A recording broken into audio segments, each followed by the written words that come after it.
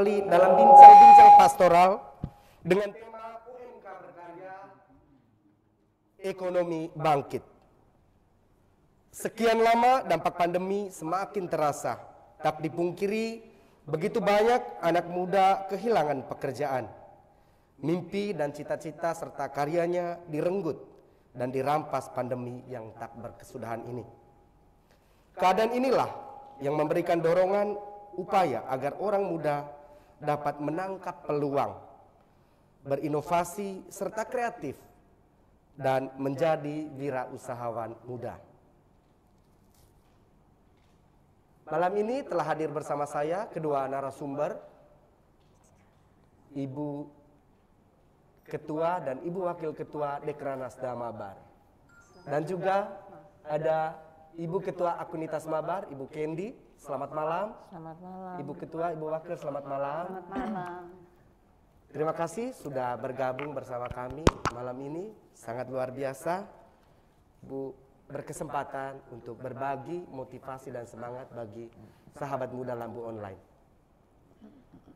Baik Ibu, Dewan Kerajinan Nasional Dekranasda Mabar adalah organisasi atau wadah yang menghimpun pencinta dan peminat seni untuk memayungi dan mengembangkan produk kerajinan serta usaha mereka dan berupaya meningkatkan kehidupan pelaku bisnisnya yang sebagian merupakan UMKM. Lalu ibu-ibu Dekranasda, kira-kira pendampingan seperti apa yang telah dilakukan selama ini? Ibu Ketua, silakan. Terima kasih atas kesempatannya. Pendampingan yang telah kami lakukan selama ini, salah satunya itu pelatihan kewirausahaan dari usia anak 15 sampai 25 tahun, usia produktif. Ya. Dan anak-anak putus sekolah yang belum pernah mendapat bantuan dari pemerintah. Dan yang kedua, pelatihan pembuatan aksesoris dari perca tenun. Kameli. Ya, mungkin bisa ditambahkan sama Ibu Wakil. Ya, baik, terima kasih. Dekranasda juga selain yang sudah disampaikan oleh Ibu Ketua tadi, memberikan bantuan alat tenun bagi anak-anak putus sekolah yang diberikan pelatihan menenun. Yang sudah diberikan sejumlah 64 buah alat tenun bagi mereka karena mereka ada 64 peserta. Kemudian juga pemberian bantuan benang sehingga anak-anak bisa menenun sendiri sehingga hasilnya juga bisa diuangkan, bisa menambah perekonomian mereka. Itu yang sudah kami lakukan selama ini. Selain itu juga membantu memasarkan hasil-hasil produk UMKM yang ada di Mabar lewat event-event pameran yang dilaksanakan selama ini di Labuan Bajo. Wah, sangat luar biasa Ibu. Bagaimana ibu-ibu Dekranasda sudah memberdayakan orang-orang putus sekolah ya Bu dari usia produktif 13 sampai 15 tahun. Lalu didampingi sampai pemasarannya juga. Jadi luar biasa, ibu-ibu Dekranasda telah membantu perekonomian, khususnya di masa pandemi ini. Tentu kita rasakan sangat sulit sekali. Begitu banyak orang muda yang kehilangan pekerjaan Ibu. Tapi dengan pendampingan seperti yang Ibu lakukan, telah memberi dorongan yang baru bagi anak-anak muda untuk terus berkarya. Apalagi yang memang belum pernah ya mendapatkan bantuan dari pemerintah. Lalu ke depan ini Ibu, apakah Dekranasda ada strategi pendampingan lain selain hasil karya seperti tenun atau aksesoris-aksesoris dari kain tenun kita, seperti mungkin pemberdayaan di bidang kuliner begitu? Oh iya, itu ada ke depan program yang Dekranasda akan lakukan, itu pemberdayaan makanan lokal. Pangan lokal ya, pangan lokal dengan pelatihan sampai kemasan hingga ke pemasaran. Dan pelatihan untuk kelanjutan dari kegiatan yang 2021 itu untuk pencelupan pewarna alam. Wah, untuk anak-anak yang 64 yang telah dibina di tahun 2021. Jadi berkelanjutan pembinaannya, itu hebat pembinaan. sekali, luar biasa. Itu Ada tambahan kita mungkin milih. dari Ya, Ibu Wakil? untuk tahun 2021 Dekranasda juga ada kegiatan besar di mana kami membawa hasil-hasil produk UMKM dalam pameran Inacraft untuk 2022 di Jakarta. Itu akan dilakukan pada akhir Maret ini. Akhir Maret ini berarti. Ini 23 sampai 27 Luar Maret. biasa. Jadi semua produk-produk UMKM, tapi memang khususnya berkaitan dengan kerajinan, terutama topi, selendang dan Aksesoris. aksesoris kita itu yang akan kami bawa untuk dipasarkan di Inacraft.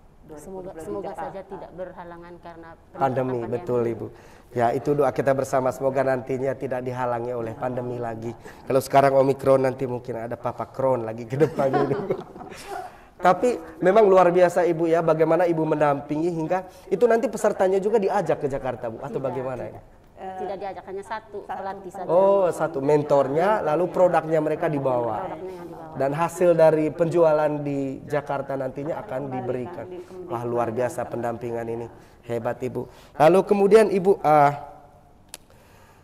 kira-kira apa harapan dari Ibu berdua, dari Ibu Ketua, Ibu Wakil, bagi orang-orang muda khususnya anak muda yang memang sedang mengalami pekerjaannya kemarin itu tidak berjalan dengan baik dan dikeluarkan dari pekerjaan utamanya. Apakah ada program khusus untuk mendampingi mereka ini sehingga nantinya mereka tidak harus lagi kembali ke tempat mereka bekerja yang sebelumnya dan mereka akan berkarya dengan karya mereka sendiri? Kira-kira ada harapan bagi mereka tidak Ibu? Kalau dari kami kemarin hanya fokus di yang 64. Itu. Oh, 64 orang itu. Kami terus dampingi mereka yang ikut pelatihan PKW.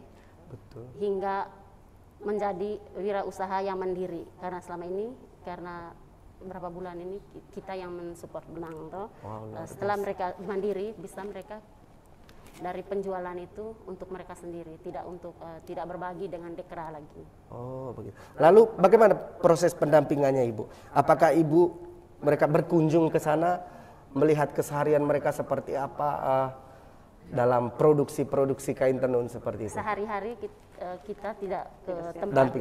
Ada tutornya? Ada tutor yang di Lembor, karena yang ikut kemarin itu hanya dari Lembor Selatan, itu saja yang punya keinginan untuk menenun. Sejauh ini banyak hasil karya mereka Ibu? Sudah 64 kali 124 lembar kain tenun. Wow, 124 lembar kain tenun ya Ibu ya. Sudah dipasarkan juga Ibu? Sebagian besar sudah dipasarkan. Sudah ya. Kayaknya kalau pemasaran Kayaknya Ibu tadi ya. Strategi pemasaran kami sebagian memang kan kalau dalam masa pandemi ini banyak orang belum belanja khususnya. Ya, gitu. betul. Jadi kalau ada pemerintah kan banyak kedatangan tamu-tamu. Biasanya topi, selendang dan hasil kain yang mereka tenun kita pasarkan, kami bawa ke pemerintah untuk diambil, untuk dijadikan oleh-oleh atau jadi uang tetap pemerintah tetap beli ke Dekra. Luar biasa. Jadi itu yang kami lakukan untuk membantu. Jadi Sementara kita beruntung harus beli gitu. Harus beli. Apa gunanya kamu pilih? Hebat ya. Kayak Dekra Nasda harus bekerja. Ya sekarang barangnya sudah jadi, harus beli. Bagus tidak bagus hasilnya Harus beli ya. Memang luar biasa. Jadi ibu-ibu Dekra Nasda ini tidak hanya mendampingi bagian produksi tapi juga pemasarannya. Bagaimana mereka menodong ya Bu ya, menodong lembaga-lembaga lain ya, harus beli gitu. Jadi luar biasanya bahwa selain pendampingan untuk produksi tetapi juga sampai pemasaran dan hasilnya juga. Baik, terima kasih Ibu. Kita ke narasumber yang berikutnya. Ada Ibu Kendi, Ketua Akunitas Mabar. Selamat malam Ibu. Selamat malam. Apa kabar Ibu? Puji Tuhan baik. Baik ya Ibu. Baik, sahabat muda Lambu Online, sedikit tentang Akunitas adalah sebuah wadah yang mereka mengayomi UMKM, khususnya yang berada di Manggarai Barat ini. Bagaimana kehadiran Akunitas mendorong mereka untuk menjadi UMKM yang naik kelas. Untuk lebih lanjutnya kita mengetahui seperti apa peran Akunitas, kita mendengarkan dari ketuanya langsung itu Ibu Kendi. Baik, silakan Ibu. Baik, terima kasih. Akunitas ini adalah asosiasi, jadi singkatannya adalah Asosiasi Kelompok Usaha Unitas. Kenapa kita namakan Unitas? Unitas ini dari bahasa Latin yang artinya walaupun berbeda-beda tetapi memiliki visi dan misi yang sama, yaitu menghasilkan pelaku usaha yang tangguh, mandiri, dan siap untuk naik kelas. Akunitas berdiri, dikukuhkan secara resmi pada bulan Juni tahun 2020. Pada saat itu kita lagi masuk dalam masa pandemi. Dan dari bulan Juni tahun 2020 sampai dengan saat ini, Akunitas beranggotakan 274 pelaku usaha yang tersebar di berbagai sektor. 3 sektor yang paling dominan adalah sektor kuliner, sektor wastra, dan sektor kriya. Sektor kuliner sendiri terbagi lagi, ada 2, kuliner manufacture dan kuliner service. Kalau kuliner manufacture itu lebih kepada pelaku usaha yang melakukan usaha penyediaan makanan dan minuman kemasan. Dan kalau yang untuk kuliner service itu lebih kepada pelaku usaha kedai, warung, restoran, kurang lebih seperti itu. Untuk wastra sendiri itu terbagi lagi, ada kelompok usaha penenunnya, ada tailornya, dan juga ada desainernya. Itu untuk wastra. Dan untuk kriya sendiri itu ada pemahat. Memang awal-awalnya itu di Labuan Bajo, Manggarai Barat itu lebih pengusaha kriya itu lebih didominasi oleh pemahat patung komodo, dan juga pengrajin anyam, dan itu lebih kepada anyaman werak gitu, dan pandan untuk topi rea. Tapi seiring berkembangnya Labuan Bajo, apalagi dengan ditetapkannya Labuan Bajo sebagai destinasi super prioritas bahkan premium. Nah, pelaku-pelaku usaha ini dengan mereka bergabung dengan Akunitas, orientasi untuk inovasi dari produk mereka itu semakin berkembang. Iya, betul. Jadi tadinya mungkin anyamannya itu hanya semata-mata anyaman. Sekarang sudah ada kombinasi dengan tenun, bahkan sudah ada kombinasi dengan kulit. Walaupun kita bukan daerah penghasil kulit, tetapi dengan desain mereka mengirim keluar untuk dijadikan produk yang berasal dari Manggarai Barat. Jadi naik kelas gitu. Ya. Dan dari 3 sektor ini masih ada sektor lain lagi. Itu yang bergerak di sektor jasa.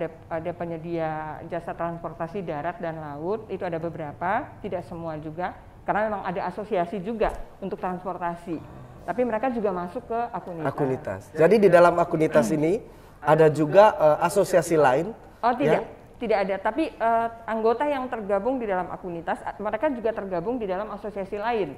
Misalnya ada asosiasi homestay, ada asosiasi PHRI, ada juga asosiasi untuk kapal wisata, asosiasi transportasi darat. Tapi mereka juga bergabung di Akunitas. Begitu. Ya. Dan ada juga sektor jasa, itu seperti salon, sanggar budaya, laundry, fotografer, dan juga teman-teman dari ekspedisi seperti Kawan Baik, JNE, mereka juga sudah bergabung di dalam Akunitas.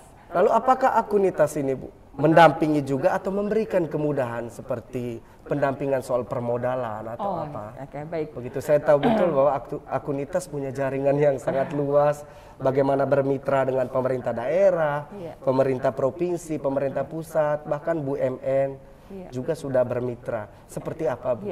Komitmen berdirinya Akunitas ini sebetulnya keprihatinan dari beberapa pengusaha lokal yang melihat pesatnya Labuan Bajo bertumbuh, terutama pembangunan di infrastruktur. Jadi kita melihat pesatnya pembangunan di Labuan Bajo dan seimbang dengan masuknya investasi yang berdatangan dari luar. Jadi itu investasi dari yang investasi asing sampai dengan investasi yang skala nasional. Dan investasi ini tidak hanya kepada pengusaha kecil ya, kepada kalangan ultramikro yang datang dari luar, ini sampai dengan yang skala besar. Lalu kita merasa cemas, sebagian dari kita, saya salah satu pendirinya, kita merasa cemas, melihat situasi seperti ini, apakah pelaku usaha yang ada di Labuan Bajo di Manggarai Barat ini siap tidak bersaing dengan pelaku-pelaku usaha yang datang dari luar? Iya, betul. Nah, keprihatinan ini dengan melihat pelaku-pelaku usaha yang ada di Labuan Bajo ini berdiri sendiri-sendiri, tersebar, tercecer kemana-mana. sanggupkah mereka bersaing dengan kompetitor-kompetitor yang berdatangan dari luar? Iya, betul. Oleh karena itu kita coba menghadap Pater Marcel sebagai salah satu pembina, sebagai salah satu pelindung, bahkan pengawas kita. Kita diskusikan hal ini, kita menyampaikan tentang keinginan kita membuat sebuah wadah yang bisa menjadi payung, yang bisa menjadi tempat untuk pelaku-pelaku UMKM di Manggarai Barat ini bersatu. Iya, karena kita tidak mungkin menjadi penonton di daerah kita sendiri. Atau kita bangga menggunakan seragam atau dasi dengan bekerja di tempat orang lain, di perusahaan orang lain. Iya, begitu. Benar. Jadi dengan adanya pelaku UMKM yang ada ini, mari kita tumbuh kembangkan mereka. Kita jadikan mereka mandiri, tangguh, dan siap naik kelas. Dan yang baru, entrepreneur-entrepreneur baru, ya jangan buang-buang waktu untuk istilahnya mengejar untuk ikut testing PNS misalnya. Ya, gitu betul. Kan. Itu kan sebenarnya buang-buang waktu. Gitu. Sementara ini Labuan Bajo, orang yang datang dari luar, anak-anak muda yang datang dari luar mengatakan ini cuan di mana-mana. Labuan Bajo ini cuan.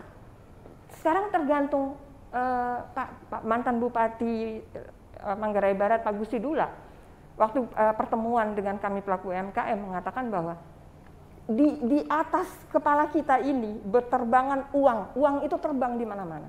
Siapa pintar dia akan bisa menangkap peluang itu dan dia akan menjadi kaya, dia akan menjadi pemenang. Dan anak-anak muda yang datang dari luar itu mereka mengatakan kepada saya, ini cuannya gila Labuan Bajo ini. Nah, di mana pengusaha kita, di mana anak-anak kita? Itulah akhirnya berdirilah Akunitas ini. Dan tadi kalau adik bertanya sejauh apa peran Akunitas dalam menumbuh kembangkan pelaku UMKM yang ada di Labuan Bajo dan di Manggarai Barat.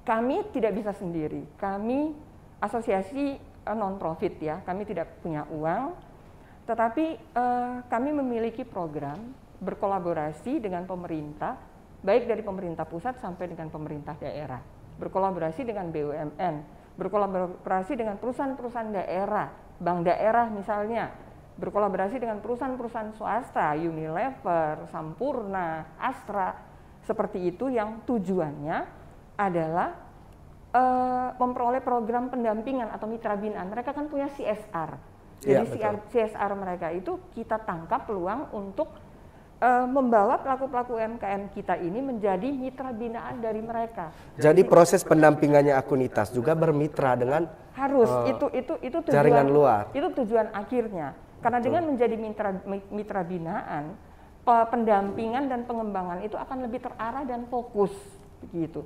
Jadi sampai dengan saat ini dari 274 pelaku usaha itu ada sekitar 60-an orang itu sudah menjadi mitra binaan dari BUMN. Dari Telkom Indonesia sendiri itu mereka sudah sekitar 50-an orang. Bukan, maksud saya kalau persentasenya itu mendekati 60%. Itu mereka sudah bergabung menjadi mitra binaan dari BUMN. Dari Telkom Indonesia sendiri itu ada sekitar 50 pelaku usaha. Dari ASDP itu 21 pelaku. Dari Taspen itu 12 pelaku, dan yang sisa ini, Bank NTT sendiri juga ada sekitar 53, dari 53 pelaku itu sudah masuk ke Bank NTT, yang tersisa ini masih kita carikan. Jadi terus kita carikan program mitra binaan, Bapak orang tua angkat lah ya istilahnya, betul. Untuk mereka. Sementara kalau untuk dukungan, persoalan yang paling kompleks yang dihadapi oleh pelaku usaha di mana-mana di Indonesia, bahkan di Manggarai Barat, itu hanya 3, permodalan, regulasi, dan yang terakhir itu adalah pemasaran. Nah, 3 permodalan nanti ada di Ibu Kendi, Ibu Kendi artinya Akunitas, nanti regulasinya nanti serahkan ke Ibu mereka. Oh iya, pemerintah. Iya. Lalu yang ketiga apa tadi Bu? Regulasi itu perizinan, pemasaran, dan permodalan. 3 hal itu hal yang paling kompleks, persoalan yang paling kompleks yang dialami oleh pelaku UMKM. Betul Ibu. Baik, Ibu Kendi, terima kasih luar biasa sekali penjelasan ini, bahwa ada 3 hal yang sangat penting itu tadi ya, yang menjadi persoalan yang sudah lama ya, kayaknya sampai sekarang, dari permodalan, regulasi, lalu pemasaran juga. Nah, bagaimana kira-kira kiat-kiat dari Ibu Kendi ini, karena begitu banyak orang muda yang memulai usaha, tapi ketika dia berada di lapangan melihat kompetitor down dan tidak mau kerja lagi, tidak mau memulainya lagi. Atau istilahnya orang lokal ini biasanya memulai karena mood-mood aja. Lagi pengen bikin, tapi setelah tidak pengen dilepas. Nah, itu UMKM Senin Kamis kayaknya. Seperti apa Ibu Candy? Bisa berikan semangat atau motivasi supaya terus semangat? Motivasi untuk menjadi entrepreneur itu sebetulnya datang dari lingkungan terkecil, yaitu lingkungan keluarga. Jadi kita sebagai orang tua bagaimana memotivasi atau mendorong anak kita untuk menjadi pengusaha. Libatkan mereka ketika kita sedang melakukan usaha. Jadi mereka harus melihat secara langsung bagaimana apa yang kita produksi itu bisa menghasilkan uang. Itu pertama. Jadi dari lingkungan yang terkecil yaitu keluarga, kita mendorong anak-anak kita untuk menjadi entrepreneur. Dan yang berikut tadi ditanyakan bahwa sering mereka punya keinginan, punya semangat untuk menjadi pengusaha, tetapi ketika mereka memulai ternyata ada kompetitor, ada kendala dan mereka tidak berusaha untuk menghadapi atau kendala itu, tapi mereka mundur. Iya, kan? Benar. Nah, ini sebenarnya menjadi pengusaha, kita jangan langsung berpikir saya harus langsung menjadi pengusaha besar atau saya harus langsung menjadi pengusaha sukses, gitu. Tidak. Ibarat kita menanam, ya. Jadi kita tanam, kita rawat, kita beri pupuk, akhirnya suatu ketika kita menghasilkan buah yang berlimpah atau panen yang berlimpah. Nah, seperti itu juga filosofi untuk pengusaha, gitu. Jadi yang paling pertama itu adalah pantang menyerah. Yang pantang menyerah untuk menjadi seorang pengusaha itu harus berjiwa pantang menyerah, gitu. Terus tekun, sabar dan fokus. Saya ambil contoh kecil saja. Orang selalu berpikir bahwa menjadi pengusaha pisang goreng, aduh, buat apa saya jadi pengusaha pisang goreng? Mendingan saya kerja di Hotel Jayakarta, ya kan? Menjadi chef di Hotel Jayakarta atau menjadi bagian servis di Hotel Jayakarta daripada saya jadi penjual pisang goreng. Daripada saya bekerja di bawah tekanan atau saya bekerja untuk mengejar target tapi bukan menghasilkan untuk saya tapi menghasilkan untuk orang lain. Kenapa saya tidak berjualan pisang goreng saja? Saya berjualan pisang goreng, saya tidak berada di bawah tekanan. Ya, walaupun saya cuma penjual pisang goreng, saya adalah pengusaha. Iya kan?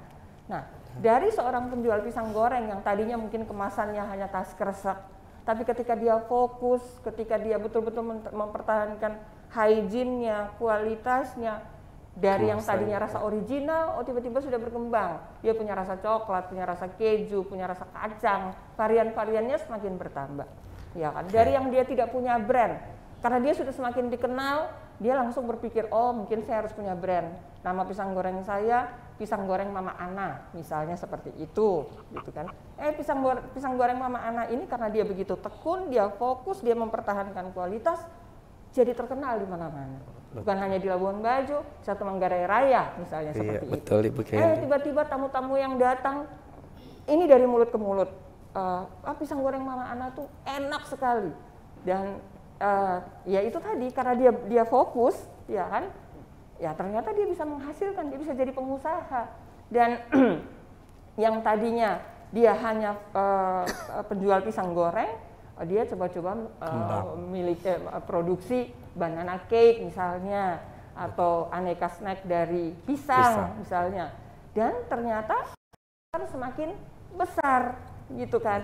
Dan akhirnya dari dia tidak punya regulasi, dia tidak punya izin, tapi karena produk dia sudah semakin terkenal, memotivasi dia untuk brand saya harus saya daftarkan ke HK ini, ya kan, biar Mama Ana ini tidak diganggu oleh orang lain, misalnya seperti itu. Saya harus punya PIRT.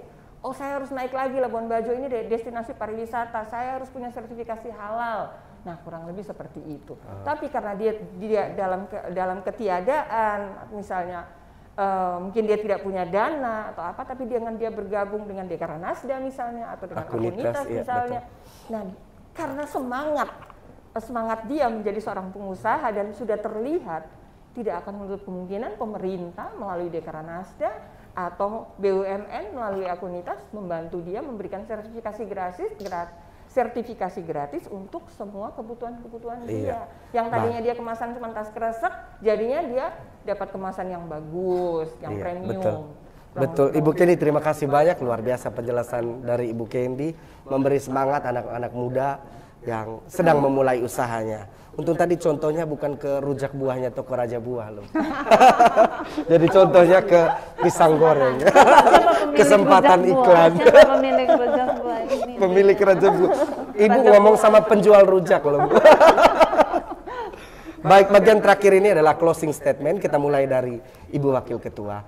Memberi motivasi untuk anak muda. Singkat saja. Oke, baik. Bagi anak-anak muda, mungkin dari saya, marilah kita jangan hanya berorientasi untuk masuk PNS atau menjadi tenaga kerja daerah, tapi banyak peluang-peluang usaha yang bisa dilakukan. Kita menjadi wirausaha baru, sehingga UMKM akan meningkat, akan bangkit dengan banyak peluang-peluang usaha baru dan banyak terbentuknya wirausaha baru. Itu jadi semangat, jangan berputus asa, pantang menyerah, dan kerja keras, pasti bangkit. Luar biasa. Terima kasih banyak Ibu Wakil Ketua Dekranasda. Selanjutnya dari Ibu Ketua. Terima kasih. Buat kaula muda, jangan malu untuk berwirausaha. Usia muda, jangan pantang menyerah, banyak peluang untuk dikejar, untuk diraih apa saja pekerjaan itu. Dan terakhir, tentukan pilihannya. Pilih salah satu, jangan semua usaha mau diambil, tapi fokusnya nanti di satu. Luar biasa, ini sangat mengena sekali. Baik, terakhir closing statement dari Ibu Kendi selaku Ketua Akunitas Mabar. Baik, untuk orang muda Katolik Santero Manggarai Barat, untuk menjadi pengusaha jangan menunggu tua, tetapi jadilah pengusaha dari dini, dari muda. Kesempatan itu selalu ada. Jangan menunggu menjadi tua dulu baru menjadi pengusaha. Dan jangan bangga menggunakan dasi atau menggunakan seragam untuk bekerja di perusahaan orang lain. Jadilah pengusaha sendiri sekalipun pengusaha kecil. Terima kasih Ibu Kendi. Meski penjual rujak tapi bos. Enak. Baik, selanjutnya sahabat muda Lambu Online, berakhir sesi pertama ini kita akan dihibur oleh trio Vela de Maria.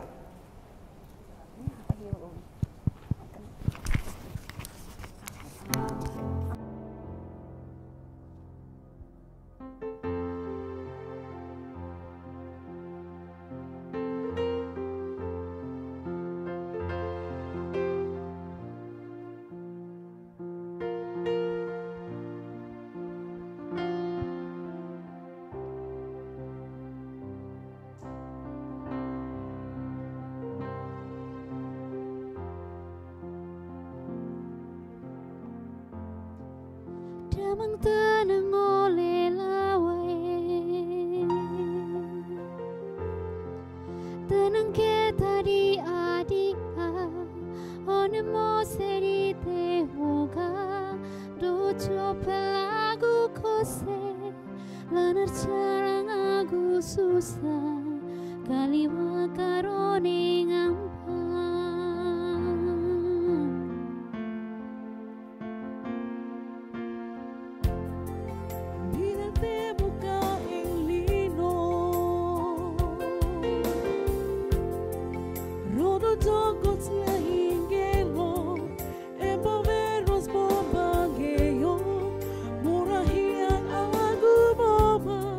Moko tenang sedang dia, lemoring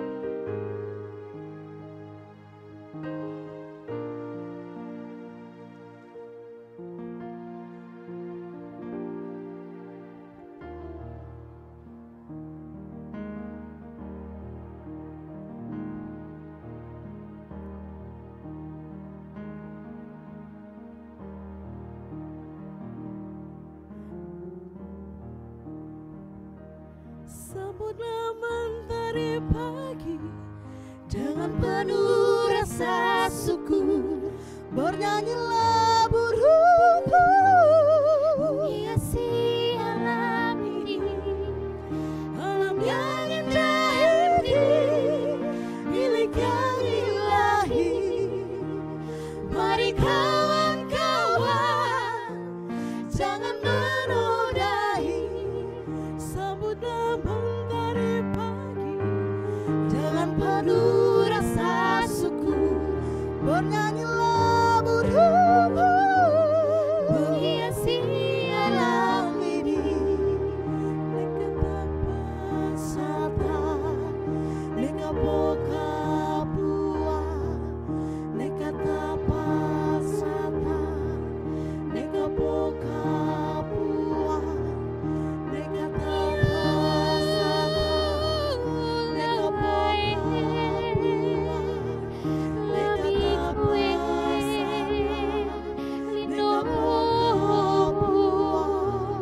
neka tapasata, neka pokapua,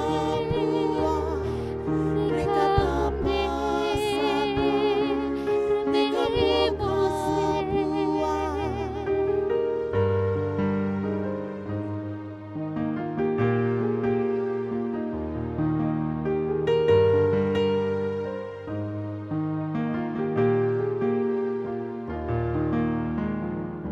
Sambutlah mentari pagi dengan penuh rasa syukur, bernyanyilah burung-burung menghiasi alam ini, alam yang indah ini milik yang ilahi.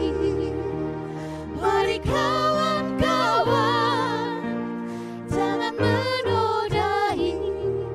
Sambutlah mentari pagi dengan penuh rasa syukur, bernyanyilah burung-burung menghiasi alam ini.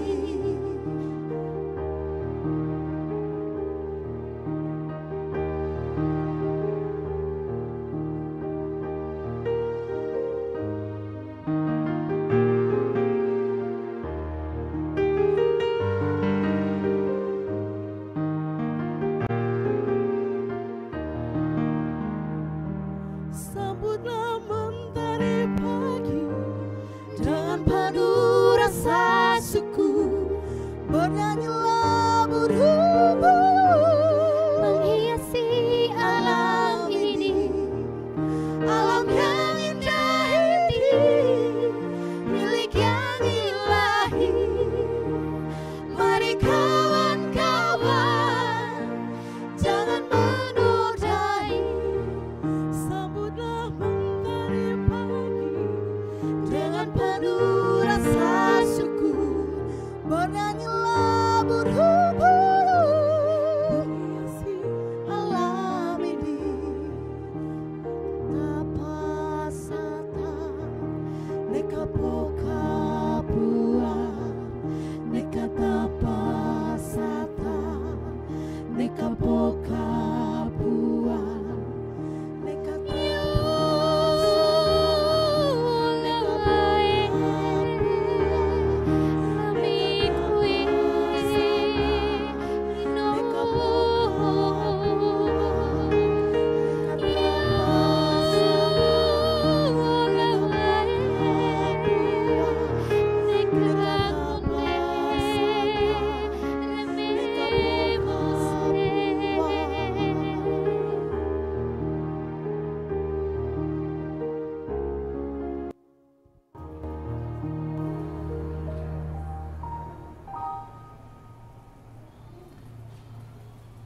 Sahabat Muda Lambu Online, pada sesi yang kedua ini kita diantar dengan alunan suara yang sungguh merdu dengan pesan yang sangat mendalam, yaitu Neka Tapasatar dan Neka Pokapuar, persembahan dari trio Wela de Maria. Baiklah, kali ini saya bersama sahabat saya, pengusaha muda yang luar biasa, ada Bro Ari dari Kawan Baik. Kawan Baik. Luar biasa. Selamat malam Bro Ari. Selamat malam. Juga ada Tia, owner Teman Ngunyah, ya. Kuliner pangan lokal yang namanya Teman Ngunyah. Selamat malam Nutia. Selamat malam Kak. Luar biasa. Baik, sahabat muda Lambu Online, pertama kita ke Bro Ari dulu ya. Bro Ari di kalangan UMKM sudah dikenal banyak memberikan kemudahan dari Kawan Baik ini, dari usaha jasa pengiriman barang di seputaran Labuan Bajo, dan juga membuka peluang bagi anak muda untuk bergabung bersama dalam usaha Bro Ari. Bisa dijelaskan secara singkat tentang Kawan Baik? Baik, terima kasih Kak Arsi. Selamat malam untuk sahabat muda Lambu Online. Terima kasih sudah diundang ke sini untuk mengisi acara malam hari ini. Saya ingin menjelaskan secara ringkas apa dan siapa Kawan Baik. Jadi Kawan Baik ini adalah salah satu layanan transportasi lokal di Kota Labuan Bajo, dan orang di belakang Kawan Baik ini adalah teman-teman muda dari berbagai latar belakang pendidikan, juga pengalaman kerja. Jadi waktu pandemi tahun 2021 itu dan sudah setahun berjalan, ya, betul. Jadi kami melihat bahwa banyak keluarga, banyak pelaku UMKM yang tidak bisa berjualan di luar. Betul. Dan juga orang-orang yang sedang isolasi mandiri, mereka membutuhkan sesuatu, tetapi siapa yang pergi beli? Nah, dari situ timbullah ide kami untuk membuat jasa ini. Nah, Kawan Baik. Jadi dua kata ini kami pilih bukan tanpa saya dulu pertama begitu loh Kak Ari. Saya pikir Kawan Baik dalam artian bahasa Indonesia baik gitu ya. Tapi ternyata Kawan Baik itu bahasa Inggris. Baik gitu. Jadi campur ya.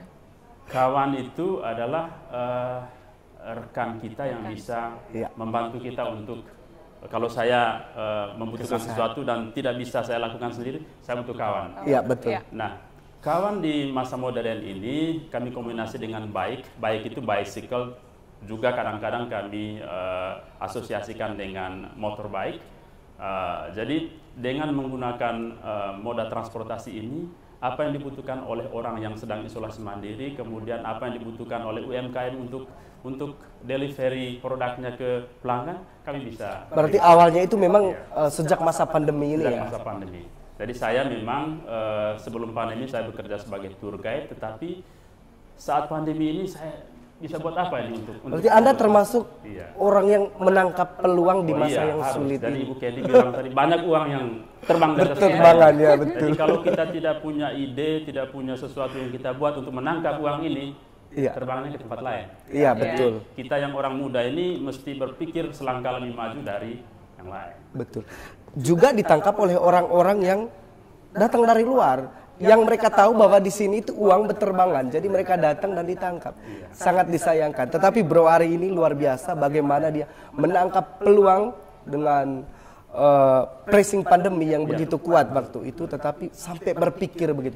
Bahkan tidak hanya Bro Ari bangkit, tetapi mempekerjakan orang lain. Sampai sekarang kira-kira berapa teman Kawan Baik?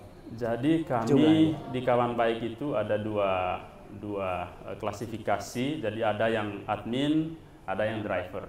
Jadi driver kami sekarang itu berjumlah sekitar 11 orang. Jadi admin itu ada 4 orang. Jadi kami rolling kerja. Jadi mungkin teman-teman di Labuan Bajo, masyarakat Kota Labuan Bajo mengenal kostum ini. Betul. Jadi itu teman-teman. Tapi kostumnya mirip ya sama kompetitor sebelah ya. Jadi begini, kami pegang prinsip namanya ATM. Jadi ATM itu A-nya itu amati, tiru, modifikasi. Enak. Keren sekali ya, ATM ya. ATM itu mengurangi waktu kita untuk, saya punya ide untuk bisnis, tapi gimana caranya? Jadi kita pakai metode itu untuk amati, tiru, dan modifikasi. Lalu jadi duit, cuan bro, cuan. Terbang di atas kita tangkap. Baik bro, betul. Ini soal kompetitor. Kehadiran kompetitor biasanya menjadi tekanan tersendiri atau pressing ya. apalagi bagi pengusaha muda, kehadiran kompetitor itu sangat mengganggu. Seperti apa Anda menanggapi? Bahkan Anda sudah tahu bahwa di Labuan Bajo ini bahwa ada kompetitor, tapi Anda masih berani gitu. Betul. Yang pertama itu kita yang masih muda ini kan punya semangat. Jadi Gesit kita ya. Gesit, kemudian kita punya waktu yang lebih panjang untuk belajar, kemudian mengambil apa yang kita pelajari untuk kita terapkan di ide bisnis kita. Nah, untuk kompetitor, jadi tidak perlu takut. Jadi tidak perlu takut karena memang kompetitor itu bisa menjadi inspirasi untuk bisnis kita. Betul. Jadi inspirasi karena mungkin dia memiliki kemiripan layanan yang kita miliki dan kita bisa belajar sesuatu dari dia.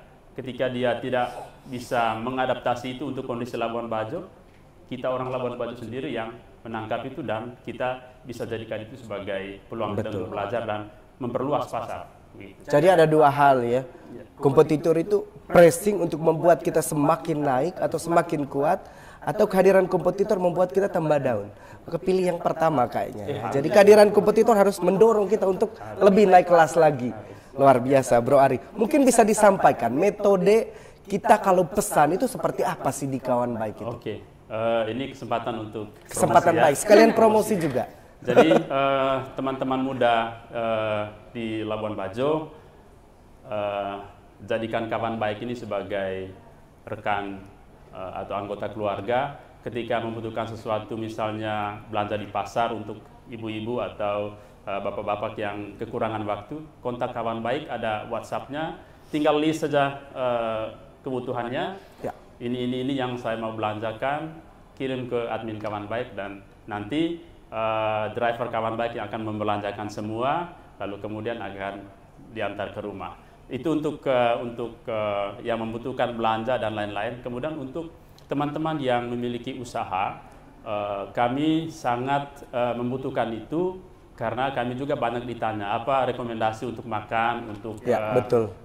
Misalnya souvenir atau oleh-oleh yang bisa dibeli di Labuan Bajo. Kalau teman-teman muda memiliki itu, silakan informasikan ke Kawan Baik. Kami akan bisa bermitra ya dengan Kawan Baik. Dan kami berusaha untuk mencari pelanggan yang lebih luas untuk teman-teman yang kreatif. Bahkan metode promosinya Kawan Baik keren. Di WA-nya itu banyak katalog UMKM ya. Betul. Termasuk toko Raja Buah. Termasuk toko Raja Buah. Luar biasa. Baik, terima kasih Kak Ari. Kita lanjut ke narasumber saya yang kedua ini yang tak kalah hebatnya ya. Nutia yang luar biasa mengolah pangan lokal, kuliner lokal Manggarai. Yang kalau saya tidak salah identik sama besek ya. Dia memakai besek. Lalu pakai daun pisang. Jadi itu adalah hal yang unik dari temanmunya. Katia, bisa ceritakan sendiri bagaimana Anda kuat di masa pandemi ini dan juga sekalian promosi ke sahabat-sahabat muda yang sedang menonton. Merintis usaha ya? Ya, saya cerita betul. pertama. Oke. Pertamanya, jadi tidak ada dalam benak saya, Kak Asri, bahwa saya ini akan punya usaha kuliner dan dikenal dan diterima masyarakat, baik masyarakat lokal maupun luar. Jadi tidak ada dalam benak saya. Dalam benak saya itu saya akan jadi guru tata boga. Jadi Kak Tia juga guru? Iya, saya juga guru. Dulu guru itu tata boga ya? Saya ambil pendidikan tata boga waktu kuliahan. Jadi saya pikir saya akan jadi guru. 1 bulan sebelum wisuda, saya berpikir kalau saya jadi guru, saya kan wisudanya akhir November 2019. Otomatis kalau saya jadi guru, berarti saya ngajarnya 2020 dong, pas tahun ajaran baru. Nah, saya buat apa nih dari Desember sampai tahun depannya di Juni? Saya buat apa? Terus saya perempuan ya, uang saku dari mana? Saya pikir begitu. Terus sudah kena pandemi waktu itu ya? Sudah juga. Kena pandemi, ya. Jadi usaha ini lahir pas pandemi, ya. Jadi kadang-kadang pikiran kreatif itu hadir di waktu pressing itu ya. Jadi kita berpikir buat apa ya? Buat apa ya. Jadi pikir-pikir buat apa ya sudah ini saya jualan saja dulu. Jualan. Jadi di food and beverage kami kenalnya itu ada fase tren sama fase kultur. Jadi pertamanya mau jualan roll cake batik, roll cake songke. Hanya itu masuk fase tren. Saya takutnya dia hanya dikenal pas lagi trennya saja. Iya, betul. Iya, gitu. Tidak ada keberlangsunannya kan.